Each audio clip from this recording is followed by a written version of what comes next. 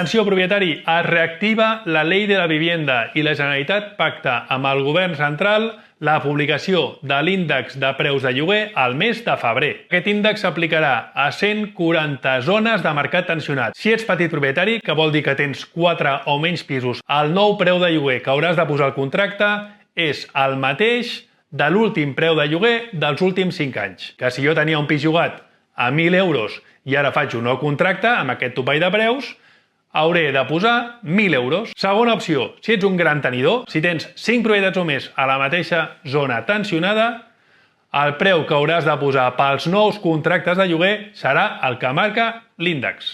I la tercera opció, si és un pis nou que entra al mercat de lloguer, o sigui, un pis que no ha estat mai llogat prèviament, també ens haurem de basar amb l'índex de preus. Com creus que afectarà aquest topall de preus